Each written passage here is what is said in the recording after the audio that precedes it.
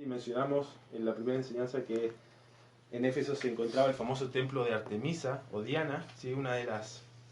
Considerada una de las 7 maravillas del mundo antiguo, el templo de la deidad más importante de la cultura de aquella época. Y la identidad, es importante entender esto, que la identidad de los habitantes de Éfeso y de toda Asia tenían un fuerte vínculo con esta diosa. Tenían casi como una relación de pacto. Hoy yo pensaba algo relacionado hoy en día con lo que pudiéramos quizás ilustrar esta relación entre los habitantes de Éfeso y la diosa esta Artemisa. Y lo único que se me venía a la mente es el fanatismo a veces de un barrio quizás por un equipo de fútbol. ¿Sí? Lo que uno puede ver quizás en La Plata o mismo en La Boca, donde la identidad del equipo de fútbol está tan impregnada en la cultura que si uno ataca quizás al equipo de fútbol, dice algo contra este equipo, se te viene el barrio encima. Ahora imagínense, no sé, ir a La Boca y poner una filial, no sé, de River.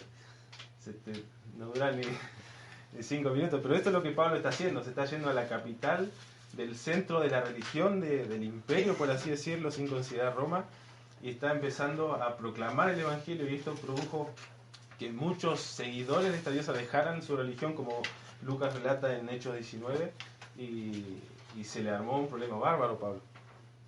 Pero esto es lo que estaba haciendo.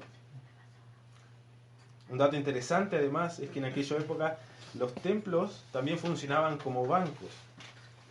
Los templos funcionaban como bancos. El pensamiento era este: ¿qué lugar más seguro hay para almacenar cosas de valor que un lugar protegido por un dios? ¿Sí? Y no hablamos bancos como hoy vemos, donde uno va y pide préstamos y te cobran intereses y pagas impuestos, sino un lugar donde la gente depositaba sus cosas de valor, ¿sí? Sus tesoros, ¿sí? No sé, piezas de plata, de oro, no sé, de bronce. Entonces,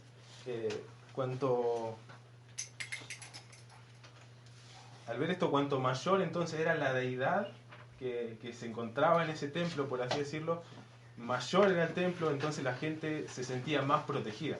Entonces, ¿qué pasaba? Más riqueza le entraban al templo. Entonces, la gente de la cultura tan supersticiosa decía, claro, que te querés ir a robar algo, tenés que pasar como por encima de estos dioses, y nadie se atrevía, porque eran muy, muy supersticiosos y muy respetados, no solo Artemisa, sino también todo tipo de deidad. Así que cuanto mayor era la deidad, mayor era la riqueza del templo, y al considerar que este templo era una de las 7 maravillas del mundo antiguo, que no es poca cosa, tenemos que considerar Éfeso como una ciudad también que atraía muchas riquezas, ¿sí? Era considerada incluso el Banco de Asia, la ciudad de Éfeso.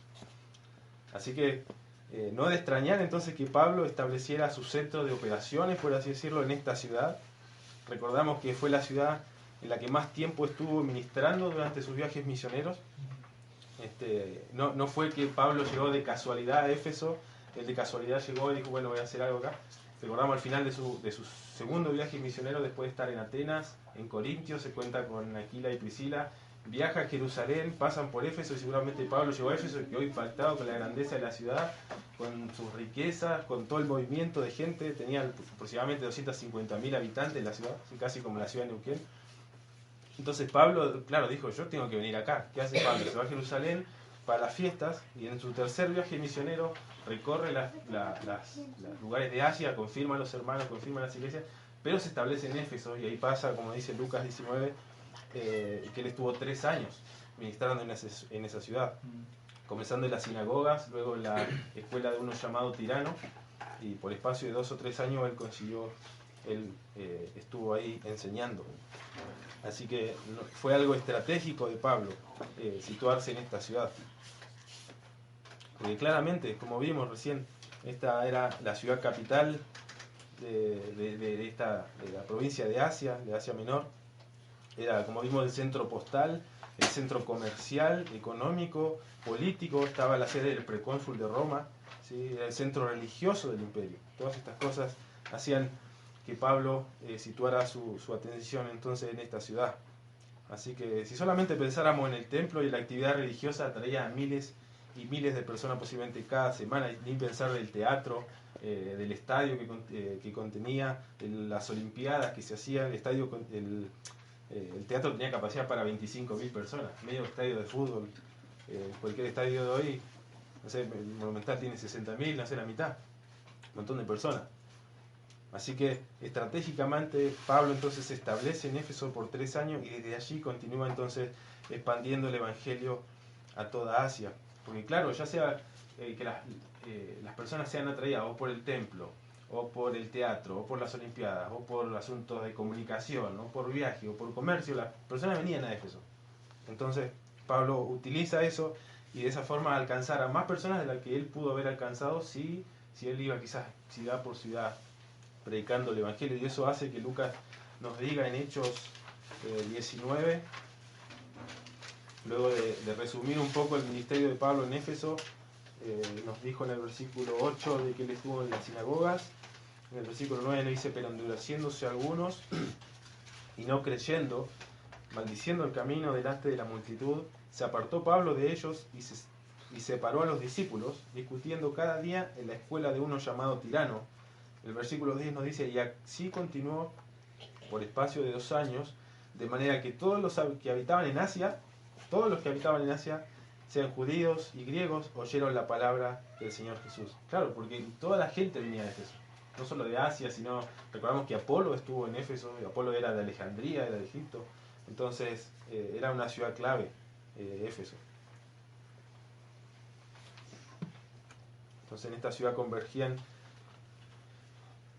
miles y miles de personas. Este es un poco el trasfondo en el que tenemos que pensar antes de leer la epístola de Éfeso, porque claro, tenés personas de diferentes tipos de trasfondo. Tenés gente que practicaba la magia, que practicaba hechicería, que practicaba exorcismo. Tenés gente que era totalmente fanática de Artemisa. Recordamos después cuando se le vino abajo el trabajo a los que hacían ídolos, cuando aparece Demetrio ahí, se alborota la ciudad y estuvieron, no sé, 2-3 horas gritando: grandes Diana de los Efesios, por esto que Pablo le estaba robando los compradores.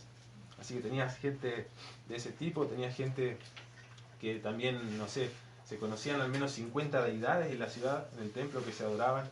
Así que una gente muy religiosa, tenías gente que rendía culto a César, tenías a los judíos que se convertían al cristianismo. Entonces toda esta mezcla, toda esta mixtura de gente que se estaba añadiendo a la iglesia, claro, Pablo lo llevó a decir: bueno, tenés que poner un fundamento, tenés que poner una base sólida antes de exhortar a cualquier cosa a estos hermanos, porque si no se iba a hacer una mezcla, un sincretismo religioso tremendo, que es un poco lo que estaba pasando ya en Colosas. Y algunos ven la epístola de Éfeso como una vacuna para prevenir lo que ya estaba pasando en Colosenses, donde ya se estaban mezclando filosofías, ¿sí? Religiones, no sé, judaísmo, gnosticismo, ascetismo, etcétera, y se estaba de alguna forma socavando la suficiencia del Evangelio, la suficiencia de la obra de Cristo. Entonces Pablo, con esto en mente, decide escribir la epístola de los Efesios.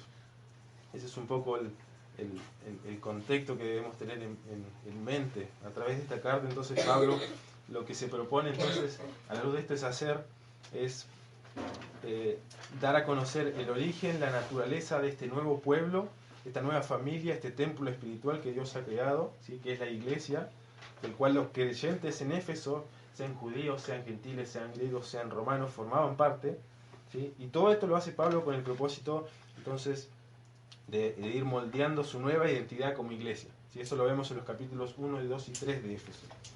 Para luego, a la luz de lo que Pablo les dice, a la luz de que Pablo ya pone el fundamento, la doctrina, la teología, entonces, y solo entonces, Pablo va a comenzar a exhortarlos a vivir conforme a su identidad. Cuando en el capítulo 4, versículo 1 les dice: yo pues preso en el Señor os ruego que andéis como es digno de la vocación con que fuisteis llamados. Pero no antes, sino haber puesto entonces este fundamento, Pablo recién entonces exhorta a estos hermanos a vivir de acuerdo a lo que ellos eran en Cristo. Pero él necesitaba poner este fundamento y era importante por todo esto que vimos. En el pasaje de hoy entonces lo que tenemos, versículos 3 al 14, es una doxología, es una oración de bendición a Dios por algo que él ha hecho a favor de los creyentes.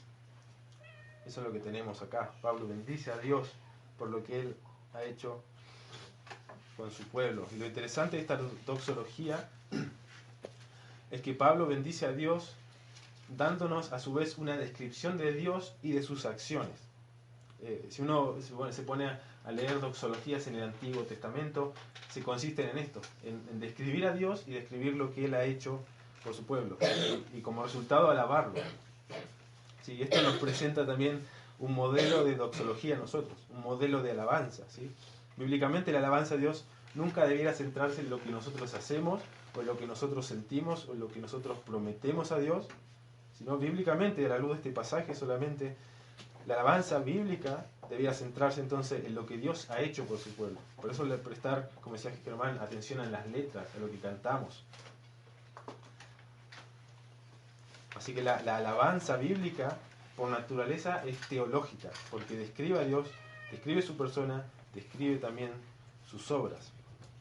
Entonces tenemos esta doxología, y por medio de esta, Pablo entonces bendice a Dios, describiendo sus acciones, lo que Él ha hecho para la iglesia, y comienza, como dijimos, que en esta primera sección, siempre lo vimos el miércoles, tener en cuenta el contexto. En esta sección Pablo está moldeando la identidad de estos creyentes, así que por medio de esta doxología no está ajeno a ese propósito, ¿sí? Él sigue trabajando en esto.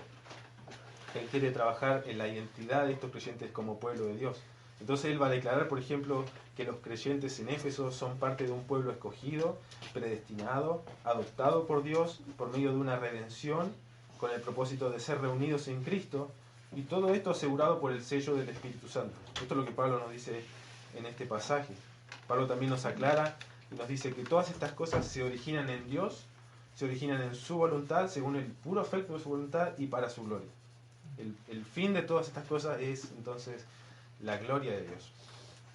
Alabar a Dios entonces bíblicamente, recordando su persona, recordando los hechos de Él a nuestro favor, es importantísimo entonces para ir moldeando lo que nosotros creemos acerca de Dios. ¿Quiénes somos entonces nosotros ante Dios? Según lo que nosotros creemos de Dios, va a ser también nuestra perspectiva de quiénes somos nosotros. Así que una alabanza correcta, una alabanza bíblica, como vemos en este pasaje, debería producir corazones agradecidos y que respondan alabando a Dios, como lo hace Pablo en este pasaje, ya que todo lo que Dios ha hecho lo ha hecho para su gloria, además de que nos ha sido también hechos beneficiarios de sus obras. Así que si este pasaje debiera producir algo en nosotros, es dos cosas. Solamente a la luz del propósito de Pablo, es ir formando nuestra identidad, no solo este pasaje, sino el propósito en sí de cualquier alabanza bíblica, o incluso pensando en la necesidad de por qué debemos alabar bíblicamente, es por esto, porque eso nos va a ayudar a formar nuestra identidad como creyentes, como cristianos, nuestra perspectiva correcta en cuanto a Dios, quiénes somos nosotros ante Él. Y lo segundo que va a hacer es que nos va de alguna forma a contagiar este espíritu de alabanza de Pablo. O sea, la alabanza en sí, cualquier alabanza, sea cual sea, debe producir estas cosas. Transformar nuestra mente a la verdad correcta, a la verdad revelada de Dios, y motivarnos a responder en alabanza y en gratitud a Dios por sus bendiciones. Y la alabanza generalmente recuerda eso, cómo Dios nos ha bendecido. Así que en este pasaje simplemente, a simple vista todos reconocemos su grandeza y profundidad, pero de manera sencilla quiero compartir tres maneras en las que Dios nos ha bendecido y que deben definir entonces nuestra identidad como pueblo de Dios, que hemos sido escogidos, hemos sido redimidos y hemos sido sellados, todo esto con el propósito de que Dios sea alabado. Si vamos a leer versículos 3 al 14, vamos a orar. Dice así: bendito sea el Dios y Padre de nuestro Señor Jesucristo, que nos bendijo con toda bendición espiritual en los lugares celestiales en Cristo, según nos escogió en Él antes de la fundación del mundo, para que fuésemos santos y sin mancha delante de Él. En amor, habiéndonos predestinado para ser adoptados hijos suyos por medio de Jesucristo, según el puro afecto de su voluntad, para alabanza de la gloria de su gracia, con la cual nos hizo aceptos en el amado, en quien tenemos redención por su sangre, el perdón de pecados según las riquezas de su gracia, que hizo sobreabundar para con nosotros en toda sabiduría e inteligencia, dándonos a conocer el misterio de su voluntad, según su beneplácito, el cual se había propuesto en sí mismo de reunir todas las cosas en Cristo, en la dispensación del cumplimiento de los tiempos, así las que están en los cielos como las que están en la tierra, En él asimismo tuvimos herencia, habiendo sido predestinados conforme al propósito del que hace todas las cosas según el designio de su voluntad, a fin de que seamos para la alabanza de su gloria, nosotros los que primeramente esperábamos en Cristo. En él también vosotros, habiendo oído la palabra de verdad, el evangelio de vuestra salvación, y habiendo creído en él, fuisteis sellados con el Espíritu Santo de la promesa, que es las arras de nuestra herencia, hasta la redención de la posesión adquirida para la alabanza de su gloria. Vamos a orar. Señor, una vez más, venimos delante de ti.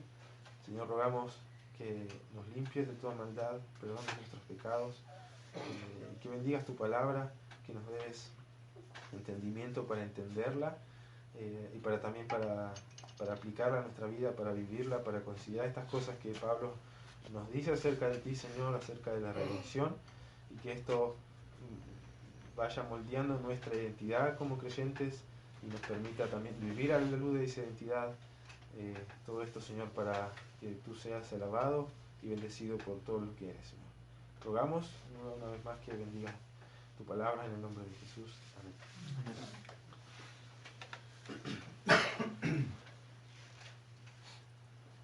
Pablo entonces comienza justamente bendiciendo a Dios. En esta doxología dice: bendito sea el Dios y Padre de nuestro Señor Jesucristo. Pablo comienza entonces expresando una alabanza a Dios por las bendiciones espirituales otorgadas a los creyentes. Él dice: bendito sea el Dios que nos bendijo con toda bendición. Hay un énfasis en esto, que Dios nos ha bendecido, por tanto Él debe ser bendito. Bendecir a Dios es glorificarle en un sentido de adoración, en un sentido de reconocimiento por lo que Él es y por lo que Él ha hecho. ¿Sí? Y la razón de esta alabanza básicamente es el hecho de que Dios ha derramado todas sus bendiciones en los creyentes. Ahora, lo que tenemos acá no es una promesa de bendición. Pablo no está diciendo: bendito sea Dios que nos va a bendecir en el día final, en su segunda venida, cuando Él regrese. Pablo no dice: bendito sea Dios que nos va a bendecir si nosotros hacemos buenas obras. No, Pablo está haciendo una declaración, está asegurando que los creyentes han recibido toda bendición espiritual en los lugares celestiales en Cristo. Esto es la identidad de todo creyente. ¿Sí? Esto no es algo que es una casualidad, una probabilidad, esto es un hecho. ¿Sí? Ya seas que tengas 2 días de cristiano o 50 años, tu identidad es la misma, has sido bendecido con toda bendición espiritual. ¿En qué consisten estas bendiciones? Entonces, el término ahí espiritual nos describe entonces la naturaleza de estas bendiciones. Son bendiciones espirituales o bendiciones del espíritu, ¿sí? No tiene nada que ver con bendiciones materiales o con prosperidad económica o con prosperidad de salud, sino con bendiciones espirituales. Y básicamente la expresión se refiere a todo lo que el Espíritu de Dios trae para hacer posible la vida que Dios quiere que vivas. ¿Sí? Estas bendiciones espirituales son los recursos que Dios nos da por su Espíritu para que nosotros podamos vivir a la luz de lo que Él desea que vivamos. Fíjense en 2 de Pedro, hay un pasaje un poco parecido. 2 de Pedro, capítulo 1, versículo 3. Pablo dice: como todas las cosas que pertenecen a la vida y a la piedad nos han sido dadas por su divino poder, mediante el conocimiento de aquel que nos llamó por su gloria y excelencia, por medio de las cuales nos ha dado preciosas y grandísimas promesas, para que por ellas llegaseis a ser participantes de la naturaleza divina, habiendo huido de la corrupción que hay en el mundo a causa de la concupiscencia. Pedro, al igual que Pablo, reconoce que Dios nos ha dado toda bendición espiritual, todo recurso, todas las cosas que son necesarias para una vida piadosa nos han sido dadas por su divino poder. Y ahora, a la luz de esto, Pedro, en el versículo 5, entonces ahora le exhorta: ya que Dios te ha dado todo para lo que necesitas para vivir como Él desea que vives, ahora dice el versículo 5: vosotros también, poniendo toda diligencia en esto, por esto mismo, añadid a vuestra fe virtud, conocimiento, al conocimiento dominio propio, al dominio propio paciencia, a la paciencia piedad, a la piedad afecto fraternal, al afecto fraternal amor. Porque si estas cosas están en vosotros y abundan, no os dejarán estar ociosos ni sin fruto en cuanto al conocimiento de nuestro Señor Jesucristo. Pero el que no tiene estas cosas tiene la vista corta, es ciego, habiendo olvidado la purificación de sus antiguos pecados. Estas cosas se refiere a esto último, a lo que él está demandando que con diligencia practiquen. Entonces, cuando alguien olvida la purificación de sus pecados y lo que Dios nos ha dado, va a producir una vida entonces ociosa. Entonces, lo que debiera producir entonces recordar lo que Dios nos ha dado es lo contrario a ociedad, es diligencia. Ahora, interesante que nosotros sabemos estas cosas. Sabemos que Dios nos ha bendecido. Sabemos que hemos sido bendecidos con toda bendición espiritual, pero pareciera como que, bueno, como que no nos afecta mucho saber estas cosas. Y es probablemente porque quizás no meditamos en todas las implicaciones que esto significa. Pero fíjese Pedro lo que dice en el versículo 10. Por lo cual, hermanos, tanto más procurad hacer firme vuestra vocación y elección, porque haciendo estas cosas no caeréis jamás. Porque de esta manera os será otorgada amplia y generosa entrada en el reino eterno de nuestro Señor, Salvador Jesucristo. Y fíjense el versículo 12. Por esto, yo no dejaré de recordaros siempre estas cosas, aunque vosotros las sepáis y estéis confirmados en la verdad. Las sepan, estén confirmados. Pero Pedro dice, yo no dejaré de recordaros estas cosas. Entonces, Pedro ve la necesidad entonces de recordar que todo nos ha sido dado, todo lo necesario para vivir piadosamente. Entonces, a la luz de eso y el pasaje que tenemos en Efesios, entonces se hace la necesidad de alabar bíblicamente, recordando lo que Dios nos ha dado, lo que Dios ha hecho. Se vuelve tan necesario porque eso nos va a guardar de la ociosidad y nos va a guardar de estar quizás sin fruto.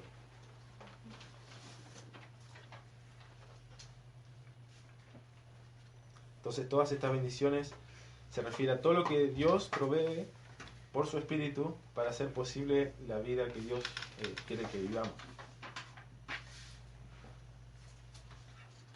Pablo añade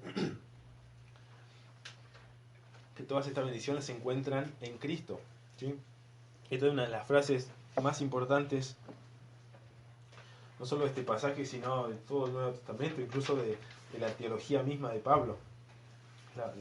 La frase es más usada por Pablo que por cualquier otro autor.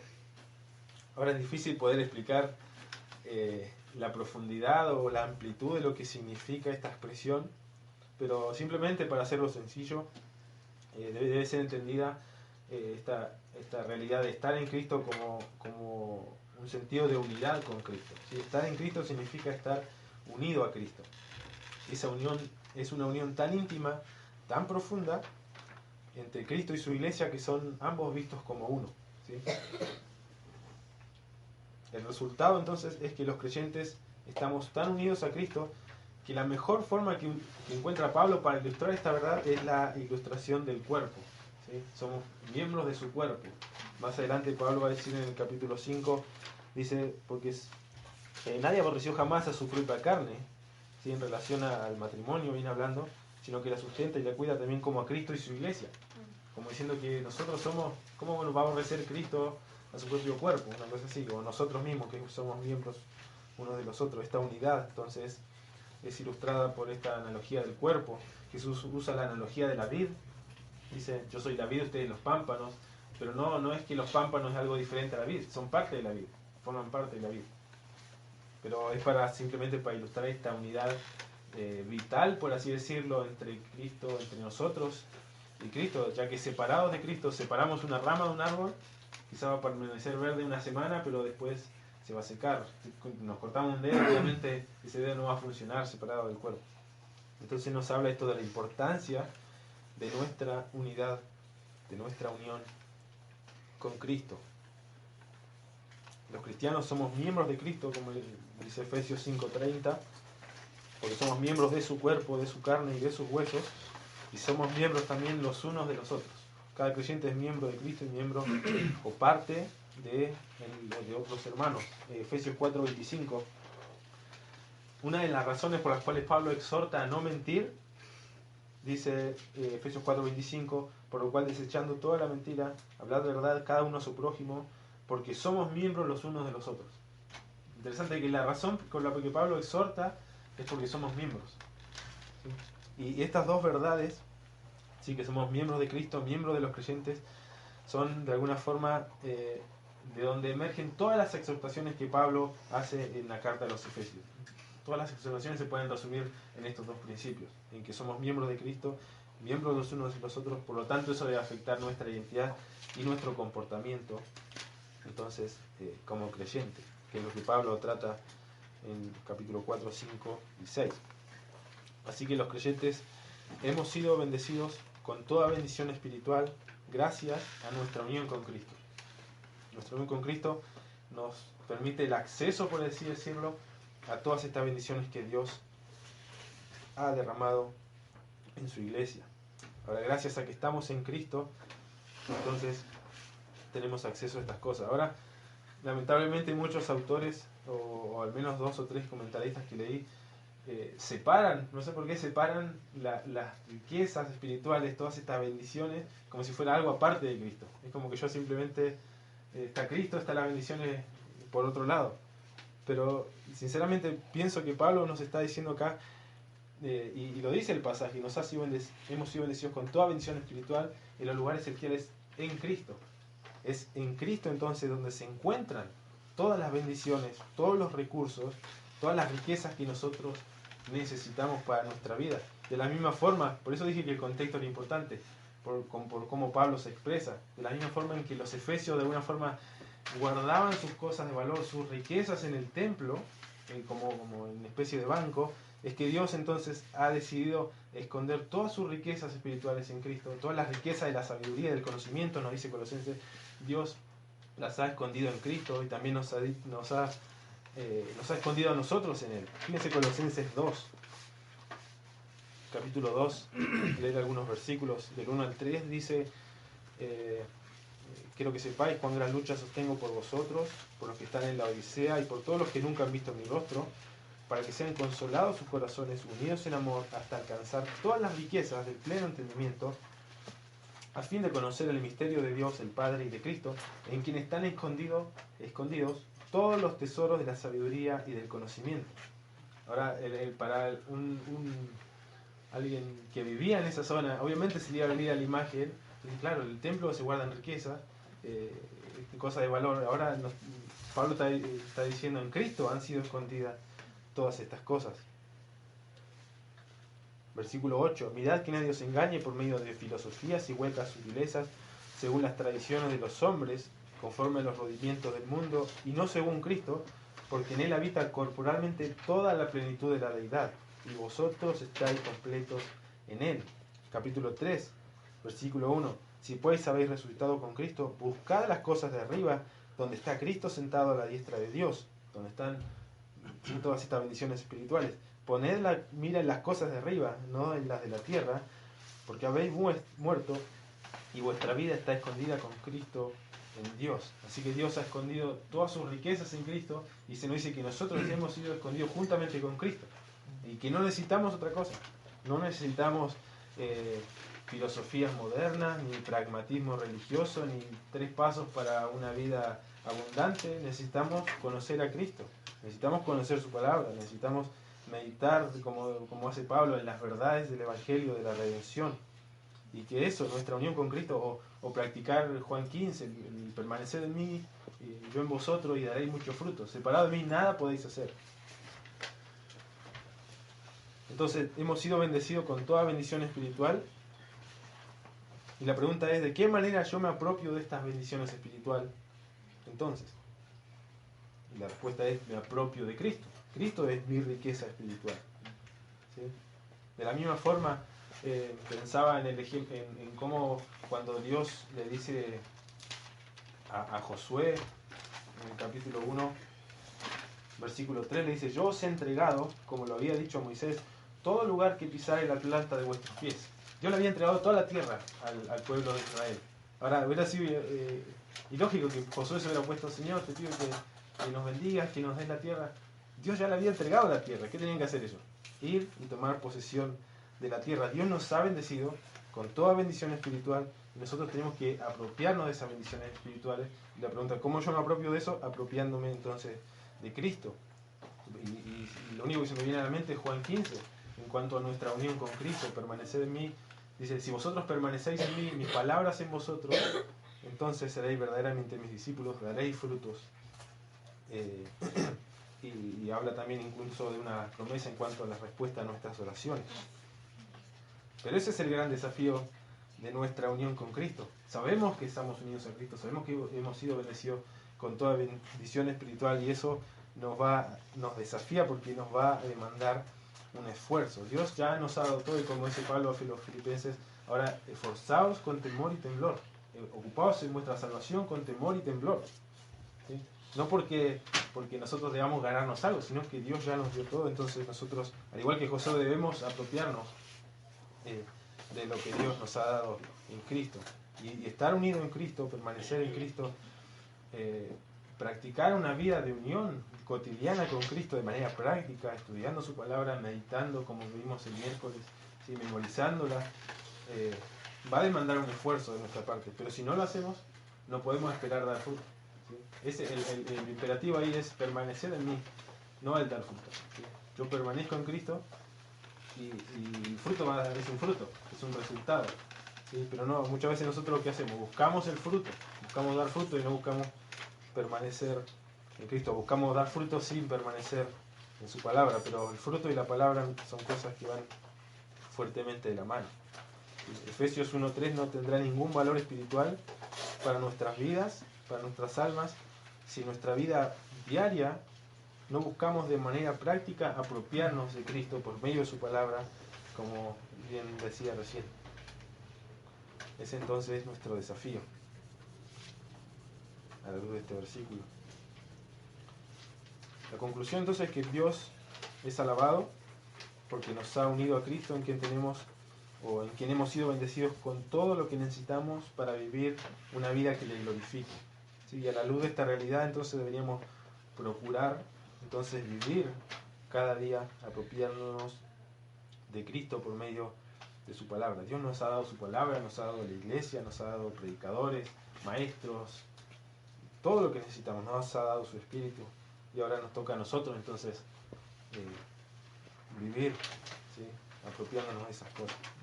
Este versículo 3, funciona como la introducción a este pasaje y establece, por así decirlo, la tesis del pasaje. Y es que Dios debe ser alabado por sus bendiciones hacia su pueblo. Entonces, yo dije que íbamos a ver al menos 3 aspectos en cómo Dios nos ha bendecido, ¿sí? Y a partir del versículo 4 en adelante, Pablo va a describir al menos 3 maneras en las que Dios nos ha bendecido, y que a su vez describen también el progreso del obrar de Dios. No son 3 bendiciones independientes una de las otras, o que uno puede ser de tener una y no tener la otra, sino marcan un progreso, un avance en la obra de Dios hacia la iglesia, y que deben, como dice Pablo, al final de estas 3 cosas que Dios hace, deberíamos responder con Pablo, como dice ahí, para alabanza de la gloria de su gracia. Y la primera bendición que podemos ver en el pasaje, versículos 4 al 6, y es que Dios nos ha elegido, ¿sí?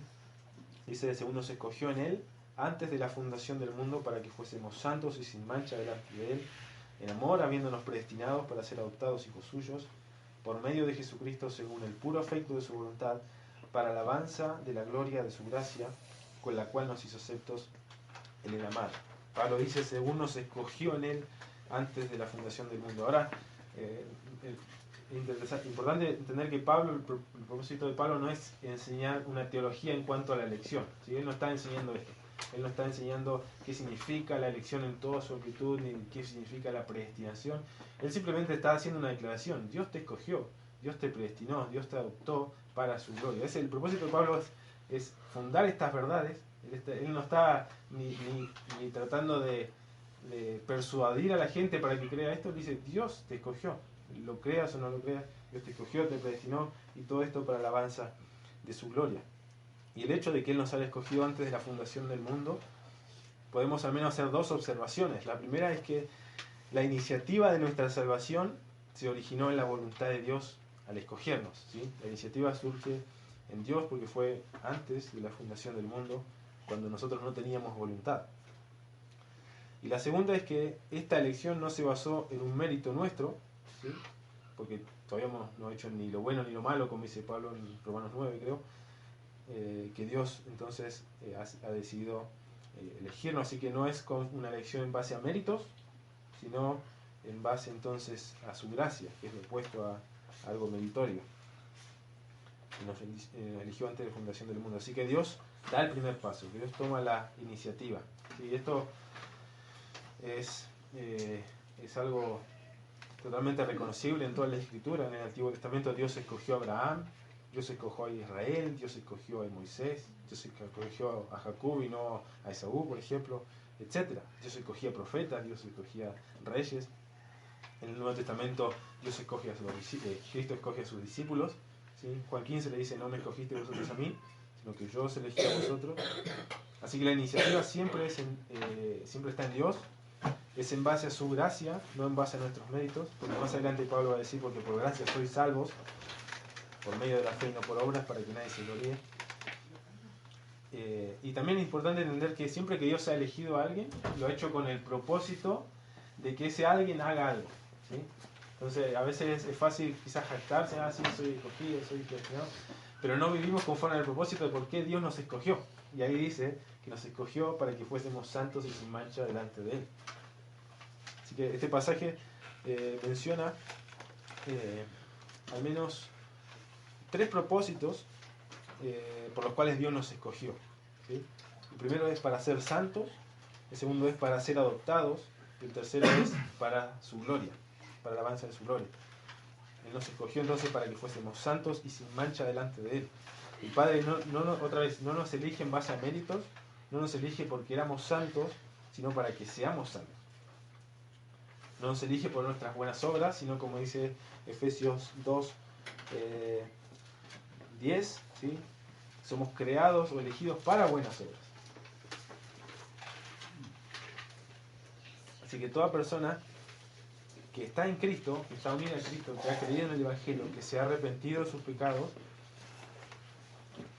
esto es parte de su identidad. Él ha sido elegido con el propósito de que sea santo y sin mancha.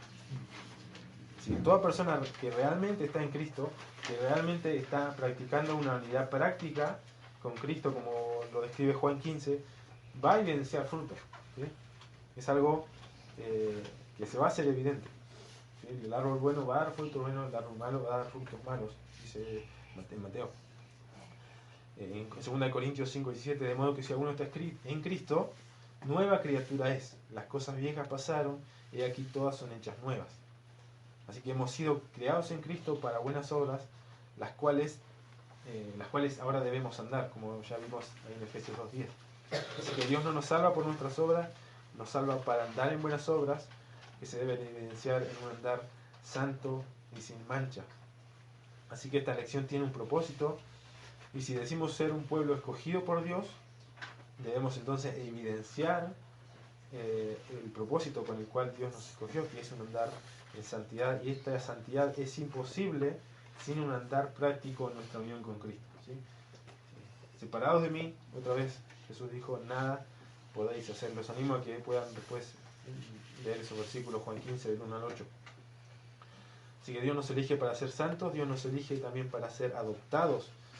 El versículo 5, en amor, habiéndonos predestinado para ser adoptados hijos suyos por medio de Jesucristo, según el puro afecto de su voluntad. ¿Sí? La predestinación es muy parecida, no muy parecida, pero es algo que quizás va de la mano en cuanto a la elección. ¿Sí? La elección, Dios tiene en mente personas; la predestinación, Dios tiene en mente propósitos. ¿Sí? Dios predestina para darle un propósito a aquellos a quienes ha elegido. Así que Pablo dice que Dios nos predestina en amor para ser adoptados. Así que Dios no solo nos elige, no solo nos salva, nos transforma, nos hace una nueva criatura, sino que procura además este tipo de relación afectuosa con nosotros. Él quiere ser nuestro Padre, no es un Dios ajeno, como pensaban algunos filósofos en ese momento. Es un Dios que está cercano, que elige a un pueblo, que quiere relacionarse con Él de la misma forma que un padre tiene con sus hijos. Así que tenemos la imagen del cuerpo en esta unión con Cristo, la imagen del esposo y la esposa, la imagen del padre y de los hijos, con este propósito Entonces es una elección, una predestinación en amor, lo que tiene en mente Dios. El tercer propósito es que es para alabanza de su gloria. Sí, no mencioné, está claro en el pasaje, dice, según el puro afecto de su voluntad. Otra vez enfatiza de alguna forma la iniciativa de Dios o su soberanía en por qué elige hacer todas las cosas. Entonces nos elige para ser santos, para ser adoptados y también para que seamos para su propia gloria, para la alabanza de la gloria de su gracia con la cual nos hizo aceptos en el amado. Esta es la meta final hacia la cual todas las bendiciones de Dios, toda su elección, toda su predestinación, su opción, deben de alguna forma guiarnos, ¿sí? Es a exaltar la gracia que Dios nos ha dado en el amado. Este es el propósito o el resultado o el fin de estas cosas. El hecho de que Dios nos haya elegido, nos haya adoptado, es, como dice el pasaje, una evidencia de su gracia, porque con su gracia nos hizo aceptos. Pablo concluye estos versículos llevando nuestras miradas otra vez al versículo 3, ¿sí? El que dijimos que era nuestra tesis, y debiera llevarnos al entender que hemos sido elegidos para ser santos, para ser adoptados, para hacer para su alabanza. Deberíamos juntamente con Pablo decir: bendito entonces sea Dios por sus bendiciones en Cristo, ¿sí? Por su gracia derramada en nosotros, con la cual nos escogió y nos adoptó, ¿sí? Más adelante Pablo en el capítulo 2 va a mencionar un poco de cuál era nuestra antigua vida, y esto es importante para entender o para poner un poco de trasfondo o contexto en a quiénes Dios está eligiendo. Capítulo 2 versículo 1 dice: Él nos dio vida cuando estábamos muertos en delitos y pecados. Así que nos habla de nuestra imposibilidad espiritual, de nuestra enemistad hacia Dios, de nuestra situación en cuanto a la justicia de Dios por nuestros delitos. Pero a pesar de todo eso, Dios nos elige, nos adopta para ser sus hijos, a quienes eran sus amigos, como veíamos en la canción, y ahora somos parte de su pueblo, para la alabanza de su gloria. Esa entonces es nuestra identidad como pueblo de Dios.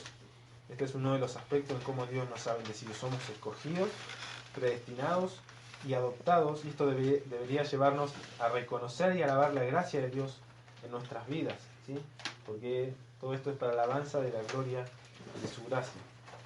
Un correcto entendimiento de la doctrina de la elección debiera producir corazones humildes que se gozan y que se alegran en la gracia que los escogió.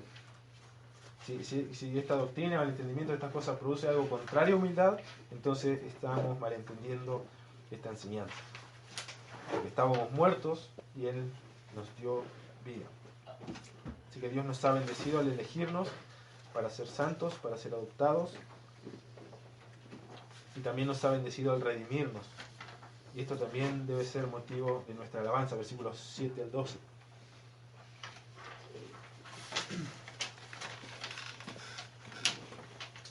En quien tenemos redención por su sangre, el perdón de pecados, según las riquezas de su gracia, que hizo sobreabundar para con nosotros en toda sabiduría e inteligencia, dándonos a conocer el misterio de su voluntad, según su beneplácito, el cual se había propuesto en sí mismo de reunir todas las cosas en Cristo, en la dispensación del cumplimiento de los tiempos, así las que están en los cielos como las que están en la tierra.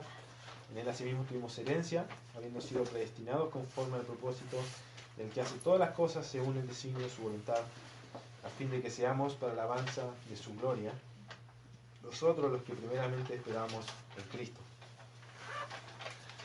Así que hemos sido bendecidos por medio de una redención.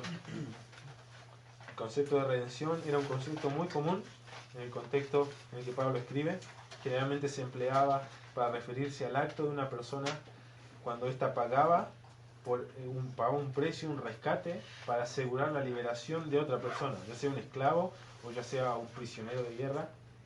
La redención tenía en mente esto: una persona pagaba el rescate por el esclavo, y entonces se decía que este esclavo era redimido, y esto implicaba que ahora pasaba a ser propiedad de su nuevo dueño. ¿Sí? Cuando Pablo escribe que en Cristo tenemos redención, está diciendo que por nuestra vida se ha pagado un rescate, se ha pagado un precio. Ahora, los gentiles, por así decirlo, los que no eran judíos, al pensar en redención pensaban en esto, pensaban en un precio que se pagaba por un esclavo, ¿sí? Pero cuando el judío pensaba, porque había judíos también en la iglesia, pensaba en redención, se le venía a la mente el perdón de pecados. Por eso Pablo habla de que el precio que se ha pagado es la sangre de Cristo. En que tenemos redención por su sangre. Nadie pagaba sangre por un esclavo. Esto solamente el judío lo iba a entender, iba a pensar en los sacrificios, posiblemente en la Pascua, pero los gentiles no. Entonces Pablo tiene que decir, hemos sido redimidos por la sangre. ¿Sí? Esto nos habla de la vida de Cristo, del sacrificio, no simplemente la sangre, sino todo lo que eso significaba. Y que esta sangre, esta redención, otra vez, el judío iba a entender la relación entre la redención y el perdón de pecados, pero el gentil no. Él simplemente era alguien que había sido comprado.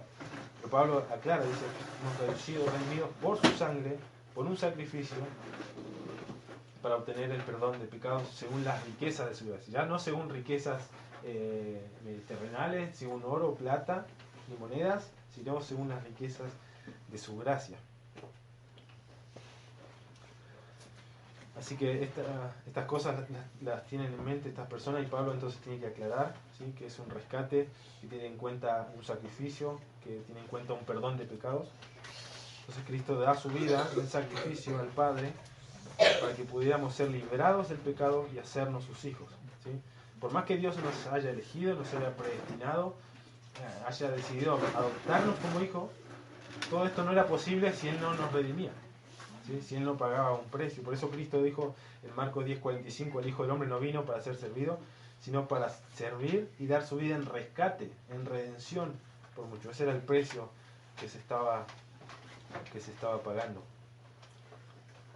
Ahora no solamente era necesaria la muerte de Cristo, ¿sí?, sino también su vida. Cuando pensamos en el sacrificio de Cristo y de lo cual nosotros nos apropiamos, recordamos que el creyente está unido a Cristo, y Pablo va a decir que esta unión es tan fuerte, es tan íntima, que cuando Cristo murió, nosotros morimos con Cristo. Cuando Cristo se le dio vida, a nosotros se nos dio vida juntamente con Cristo, Efesios 2:5. Cuando Cristo fue resucitado, a nosotros se nos resucitó juntamente con Cristo. Cuando Cristo fue sentado a la diestra de Dios en los lugares celestiales, a nosotros también se nos sentó juntamente con Cristo. Entonces, cuando Cristo vive una vida perfecta, una vida sin mancha, sin pecado, a nosotros se nos imputa esa vida. Y a Él se le imputa entonces nuestra antigua identidad. Se hace como una doble identificación. Él se identifica con nosotros, con nuestro pecado, nosotros nos identificamos con Él, con nuestra vida, y gracias a esa unión, entonces, que ahora nosotros tenemos a nuestro favor la vida de Cristo. ¿Sí? Cuando todo lo que Cristo es, su obediencia, la tenemos a nuestro favor, y esto es tremendo. Esto es lo que significa ser redimido. ¿Sí? El autor de Hebreos habla de cómo todo es purificado según la ley con sangre. Sin sangre no se hace remisión de pecados. Hebreos 9:22.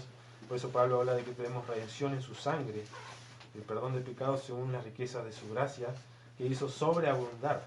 ¿Sí? Siempre Pablo usa mucho esto de exagerar, por así, pero no una exageración vana, sino para tratar de describir la grandeza de lo que él está tratando de enseñar. Hizo sobreabundar para con nosotros. Ahora, si Dios no hubiera hecho sobreabundar su gracia, entonces esta redención jamás hubiera sido hecho posible. Pablo continúa diciendo que Dios nos ha redimido, para perdonar nuestros pecados, y vemos otro propósito. No lo mencioné en esta parte. Vamos a ver como tres aspectos de nuestra redención, ¿sí? El perdón de nuestros pecados, el ser reunidos en Cristo y el ser hechos su herencia, ¿sí? Entonces vimos que la redención significó perdón de pecados.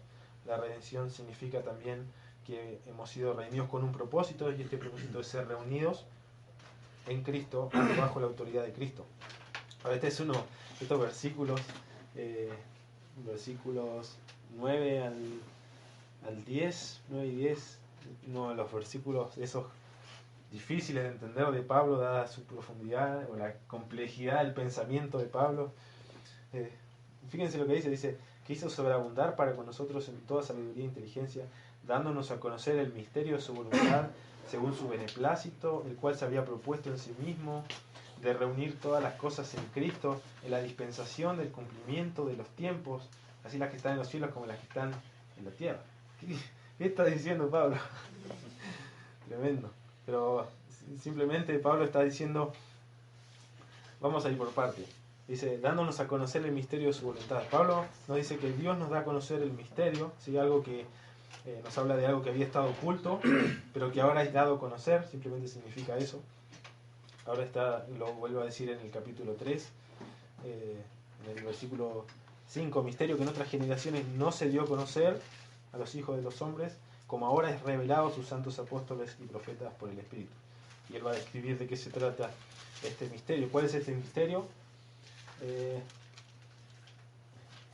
misterio de su voluntad, otra vez según su beneplácito, siempre Pablo enfatizando la soberanía de Dios, el cual se había propuesto en sí mismo, ¿sí? Él mismo se propuso realizar esto, que lo describe como un misterio. ¿Y cuál es esto? Versículo 10, el de reunir todas las cosas en Cristo. Esto es el misterio, esto es el propósito o la clave de este pasaje. Dios se ha propuesto reunir todas las cosas en Cristo. La palabra ahí reunir lleva la idea de reunir todas las cosas bajo la autoridad de alguien, ¿sí? En este caso, la autoridad de Cristo. Hemos sido reunidos para ser reunidos, o Dios quiere reunir como bajo Cristo todas las cosas. Y ahí dice, versículo 10, en la dispensación del cumplimiento de los tiempos, así las que están en los cielos como las que están en la tierra. Así la dispensación del cumplimiento de los tiempos, es decir, en el clímax de la historia. En la culminación de la historia, Dios se ha propuesto que todas las cosas, tanto las que están en los cielos como las que están en la tierra, sean reunidos bajo la autoridad de Cristo. Entonces, quizás los habitantes de ahí de Éfeso pensaban, no sé, Diana, Artemisa venía del cielo, es una diosa, y Pablo le dice, las cosas que están en los cielos, ¿sí? Artemisa, los espíritus que están en los lugares celestiales, como dice en el capítulo 5 o 6, Pablo, todas esas cosas van a ser reunidas bajo la autoridad de Cristo. O los que confiaban en la autoridad, en el poder del César, algo terrenal, Pablo dice también, las que están en la tierra, las que están en los cielos, las que están en la tierra, todo va a ser reunido bajo la autoridad de Cristo. De hecho, Pablo consideraba que tal cumplimiento ya había comenzado con la vida, con la muerte y con la resurrección de Cristo. Fíjense, Efesios 1:21, dice, cuando habla de la resurrección de Cristo, dice versículo 20, la cual operó en Cristo resucitándole de los muertos y sentándole a su diestra en lugares celestiales. Y ahí dice, sobre todo principado, sobre toda autoridad, sobre todo poder, todo señorío, sobre todo nombre que se nombra, sea el Dios que sea la persona que sea el imperio que sea, Dios ha exaltado a Cristo sobre todas estas cosas, no solo en este siglo, sino también en el venidero, y sometió todas las cosas bajo sus pies. Así que Dios, de alguna forma, este propósito de reunir todo en Cristo ya ha comenzado con la primera venida de Cristo. Y Cristo ya ha sido exaltado. Y esto será finalmente cumplido en su segunda venida, cuando, como nos dice Pablo en Filipenses 2, cuando ya en el nombre de Jesús se doble ahora toda rodilla, de todos los que están en los cielos, de todos los que están en la tierra, debajo de la tierra, y que toda lengua ahora confiese que Jesús es Señor, para la gloria de Dios. Padre, incluso esto va a ser para la gloria de Dios, pero este propósito tiene en mente entonces Dios al redimirnos, y es que está llevando a cabo su plan de reunir todo bajo la autoridad de Cristo. Dios nos ha entonces, por medio de la redención, perdonado nuestros pecados, se propone reunirnos bajo la autoridad de Cristo, y también, como dice el versículo 11 y 12, para hacernos su herencia. ¿Sí? El pasaje habla, dice, en él asimismo tuvimos herencia, pero lo interesante es que la palabra herencia, a diferencia de la que aparece en el versículo 14, cuando habla de las arras de nuestra herencia, son dos palabras diferentes. ¿Sí? La del versículo 14 es un sustantivo, la del versículo 11 es un verbo que está en pasivo, y que también admite la traducción que podría ser traducida como nosotros hemos sido hechos una herencia de Dios. ¿Sí? Y John Stott me apoya en esto. Nosotros hemos sido hechos una herencia de Dios. ¿Sí? Y esto tiene sentido, porque si Dios ha pagado un precio por alguien, lo lógico ahora es que esta persona ahora es parte de la posesión de Dios. ¿Sí? Y el trasfondo del Antiguo Testamento apoya esta idea. Fíjense, Deuteronomio 9:29. Hay muchos pasajes en relación a esto, pero solamente leer algunos. Deuteronomio 9:29 dice: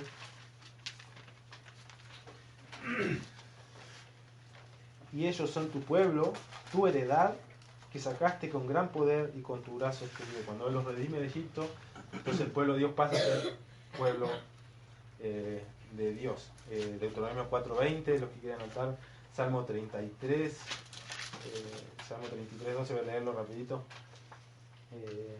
Bienaventurada la nación cuyo Dios es Jehová, el pueblo que Él escogió como heredad para siempre. ¿Sí? Salmo 106:40, 135:4, Primera de Reyes 8:51, Jeremías 10:16, Zacarías 2:12, etc. John Stott comenta que Pablo parece indicar su convicción de que todos aquellos que están en Cristo, sean judíos, sean gentiles, ¿sí?, son ahora heredad o herencia de Dios o la posesión de Dios, así como lo fue Israel en el Antiguo Testamento. Así que hemos sido hechos herencia de Dios por medio de haber sido predestinados, ¿sí?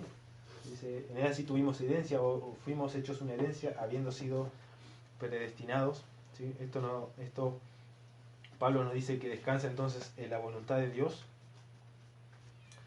habiendo sido predestinados conforme al propósito del que hace todas las cosas según el designio de su voluntad. Otra vez Pablo enfatizando la soberanía, la iniciativa de Dios. Esto no se realiza según el azar, según méritos humanos, sino según sus planes eternos, ¿sí? Y acá vemos un claro énfasis otra vez en el carácter soberano y cómo Dios está llevando a cabo entonces su plan para la humanidad, de manera perfecta. Así Dios no tiene plan B, plan C, tiene un plan que se ha propuesto antes de la fundación del mundo y lo está llevando a cabo por medio también de la redención. Así que en conclusión, Dios ha estado y estará en control de la historia y de nuestras vidas. Y quizás de manera aplicativa estas verdades, como dijimos, Pablo está tratando de moldear la identidad de los creyentes, entonces nosotros debiéramos también ser moldeados por estas verdades. Estas verdades deben ser el fundamento de nuestra identidad como pueblo, como iglesia, ¿sí? Ya no deberíamos vivir en la culpa por nuestros pecados, porque Dios nos proveyó de una redención, por lo cual dice el autor de Hebreos nos ha hecho perfecto para siempre a los redimidos. Ya no deberíamos vivir egocéntricamente como si fuéramos nuestros propios dueños, porque Dios nos ha redimido, pagó un precio por nosotros, somos de Él y ahora estamos bajo la autoridad de Cristo. Ya no deberíamos vivir en temor por el futuro, porque estamos al cuidado de un Dios que soberanamente está obrando sus planes en la historia para su gloria y para nuestro beneficio. ¿Sí? Por eso Pablo en Romanos 8 dice que todas las cosas, a los que aman a Dios, todas las cosas nos ayudan a bien, a los que conforme a su propósito son llamados.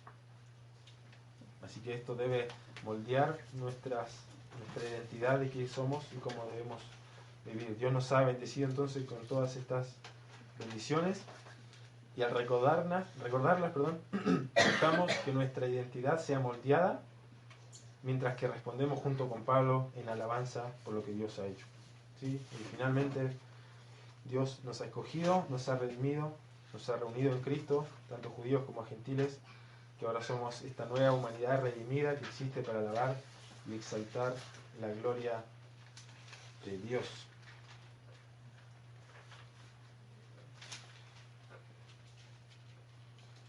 Leo brevemente en 1 de Pedro 2:9, mas vosotros sois linaje escogido, real sacerdocio, nación santa, pueblo adquirido por Dios, ¿sí?, para que anunciéis las virtudes de aquel que os llamó de las tinieblas a su luz admirable.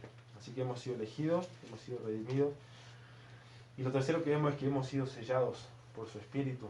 Vemos toda la obra de la Trinidad acá. El Padre escogiendo, el Hijo redimiendo y el Espíritu sellando o asegurando a aquellos que han sido redimidos. Versículos 13 y 14. En él también vosotros, habiendo oído la palabra de verdad, el Evangelio de vuestra salvación, y habiendo creído en él, fuisteis sellados con el Espíritu Santo de la promesa. La soberanía de Dios en la elección obra, pero no excluye la responsabilidad humana. ¿Sí? Dios ha decidido salvar, ¿sí?, ha elegido, ha predestinado a personas, pero Él ha decidido salvar por medio de la predicación y por medio de la respuesta en fe y arrepentimiento a la predicación. Uno no predica la elección, uno predica el Evangelio y después explica: Dios te eligió, pero eso no tiene nada que ver con el evangelismo. Uno simplemente debe proclamar el Evangelio y rogar que las personas se reconcilien con Dios. Así que por medio del Evangelio Dios aplica de alguna forma todas estas bendiciones espirituales que Pablo está describiendo. Todo lo que tenemos en Cristo son aplicadas por medio del Evangelio, ¿sí? Dice ahí Pablo, habiendo oído la palabra de verdad, el Evangelio de vuestra salvación, y habiendo creído en él, fuisteis sellados con el Espíritu Santo de la promesa. La idea principal aquí es que Dios no solamente salva por medio del Evangelio, sino que derrama su Espíritu sobre aquellos que escuchan el Evangelio y que responden en fe a su mensaje. De esa forma asegurando, ¿sí? Como dijimos, todo lo que necesitamos para la vida cristiana nos ha sido dado en Cristo por medio de su Espíritu, y Dios al nosotros convertirnos, creer en el Evangelio, nos provee de su Espíritu y asegura que estas personas ahora vivan como Él quiere que vivan. El Espíritu Santo entonces recibe el momento de confiar en Cristo como un sello, nos dice Pablo ahí, con el cual fuiste sellado con el sello de nuestra salvación. Un sello es una marca de posesión o de autenticidad que se usaba, ¿sí?, para marcar cosas de propiedad de una persona, como el ganado, los esclavos, ¿sí? Se marcaban con sellos a fin de que sus dueños puedan demostrar a quién pertenecían. Cuando uno hacía un depósito en un banco, se entregaba un certificado con un sello diciendo que eso que vos depositaste era tuyo. En este pasaje el énfasis es que es que el Espíritu Santo nos es dado como las arras de nuestra herencia. ¿Sí? Las arras habla de un pago inicial, de una garantía que uno da como depósito, de que se va a comprometer a adquirir aquello por lo cual está pagando, ¿sí? Dios se compromete por medio de su Espíritu, o de esa forma asegura llevar a aquellos a quienes ha redimido hacia su herencia final.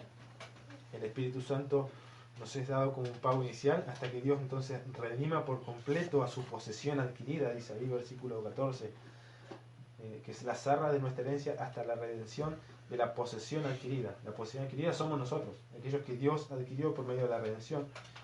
Y nos habla ahí de una redención final, ¿sí? Vemos esta doble redención. ¿Sí? Estos dos aspectos de la redención, un aspecto inicial cuando Dios nos perdona, nos salva, nos libra, nos hace suyos, paga el precio, y un aspecto final que es cuando Dios nos redima por completo, como dice Pablo en Romanos 8, 22.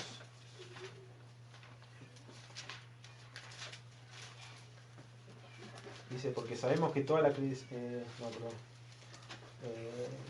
toda la creación gime a una y aún está con dolores de parto hasta ahora, y no solo ella, versículo 23, sino que también nosotros mismos, que tenemos las primicias del Espíritu, ¿sí?, esta garantía, este sello, nosotros también gemimos dentro de nosotros mismos, esperando la adopción, ¿sí?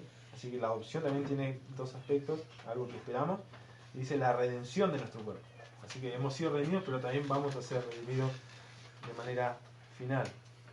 ¿Sí? Como creyentes hemos sido redimidos entonces, pero aguardamos una redención final y completa cuando Cristo sea manifestado, y es lo que declara Juan en su epístola, en el capítulo 3, versículos 2 y 3, dice: amados, ahora somos hijos de Dios, y aún no se ha manifestado lo que hemos de ser, pero sabemos que cuando Él se manifieste seremos semejantes a Él, porque le veremos tal como Él es. Así que en esta redención, cuando le veamos a Cristo, seremos también semejantes a Él, serán nuestros cuerpos redimidos. Hasta entonces se nos enseña entonces que hemos sido sellados con el Espíritu Santo al momento de nuestra conversión. Y es una breve mención: el sello del Espíritu Santo no debe ser confundido con otros misterios del Espíritu, ¿sí? La morada del Espíritu que tiene en los creyentes, a la cual Pablo se refiere en el capítulo 8 de Romanos, versículo 9, habla de la residencia permanente del Espíritu en todo creyente verdadero. No es que uno pueda perder el Espíritu, el Espíritu al momento de la conversión hace morada permanente. El bautismo del Espíritu, cuando Pablo habla en 1 Corintios 12:13, hace referencia a la introducción de los creyentes al cuerpo de Cristo, a esta unión de los creyentes con Cristo. La llenura del Espíritu hace referencia al control y a la influencia que el Espíritu tiene sobre los creyentes. ¿Sí? El ministerio entonces del Espíritu, al sellar al creyente, es para identificarlo como propiedad de Dios, y así dar seguridad y dar certeza de que ellos pertenecen a Él. ¿Sí? Como dice ahí, fuiste sellados con el Espíritu Santo. En el capítulo 4, versículo 30, Pablo dice: no contristéis al Espíritu Santo de Dios, con el cual fuisteis sellados en el día de la redención. Todos aquellos que han creído en el Evangelio entonces han sido escogidos, han sido redimidos, han sido sellados con el Espíritu Santo como marca de su propiedad de Dios.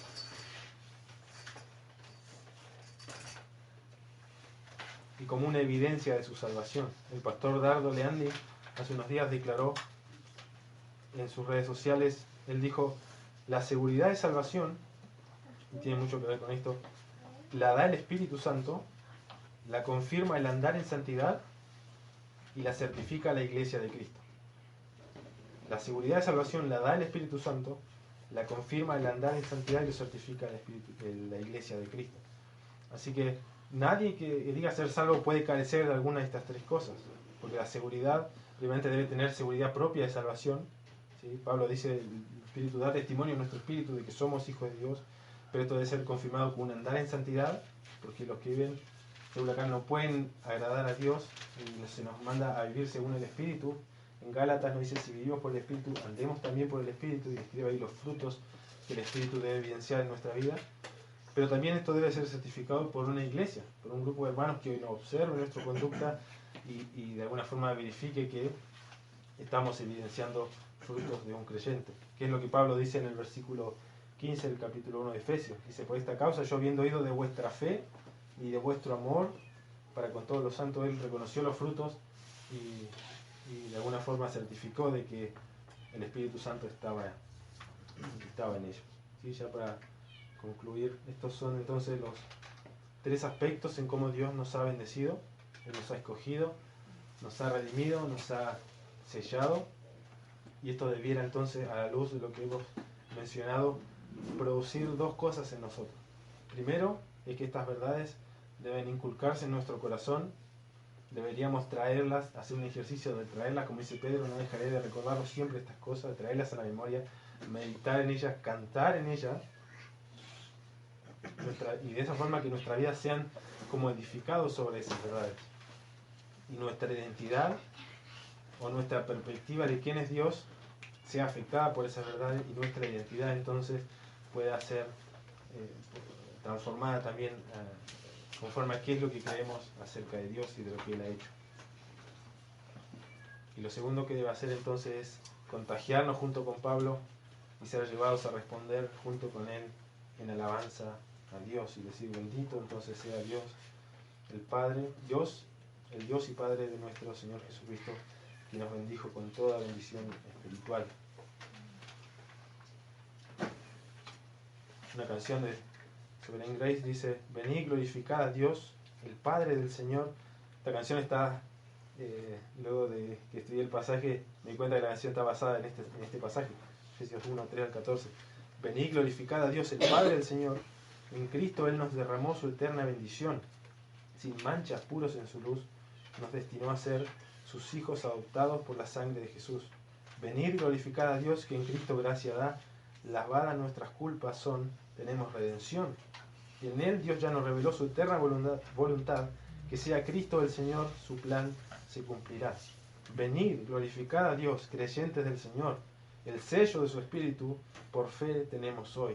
Él garantiza nuestra fe hasta el día final. Nos uniremos a alabar a nuestro trino Dios. Te daremos la gloria por tu gracia, por tu bondad y por tu amor. Te daremos la gloria. Eres el Salvador. Vamos a orar. Señor, damos gracias por tu palabra. Damos gracias por poder recordar, Señor, las verdades de la redención que tenemos en Cristo.